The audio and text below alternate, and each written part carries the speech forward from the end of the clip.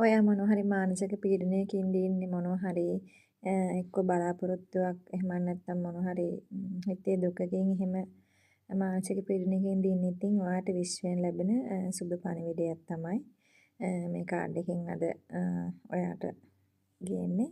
ඉතින් මේ කාඩ් වලින් කියවෙන්නේ සැමරීම සහ සතුට එකමුතුවයි. ඉදිරි කාලයේදී ඔයාගේ ජීවිතයට ඉතාමත් සතුටුදායක පුවතක් අහන්න ලැබෙනවා.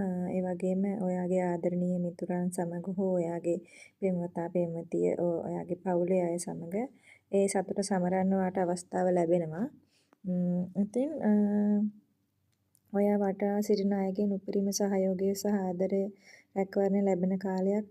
ඒ වගේම ඔබ මෙතෙක් කාලයක් මහන්සිලා වැඩ කරපු කටයුතු රැකියා හෝ ව්‍යාපාර ඉලක්ක සාර්ථක වෙලා එහි නියම ප්‍රතිඵල සහ අස්වැන්න නෙලා ගැනීමට ඔයාට ඉදිරියට පුළුවන් වෙනවා. ඉතින් අවසාන වශයෙන් කියන්න තියෙන්නේ සිතේ තිබුණු කරදර බාධක අයින් වෙලා සිතට ලොකු සැහැල්ලුවක් සහ සතුටක් ලැබෙන බව මේ කාඩ් වලින් තහවුරු වෙනවා. ඉතින්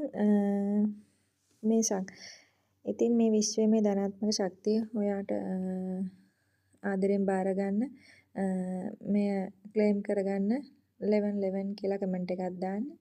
ඉතින් මේ වගේ පොසිටිව් රීඩින් බලන්න මතක ඇතිව මාව සබ්ස්ක්‍රයිබ් කරලා තියාගන්න, ලයික් එකක් දාන්න, කමෙන්ට් කරන්න. ඉතින් අලුත් රීඩින් එකකින් නැවත හමු වෙමු.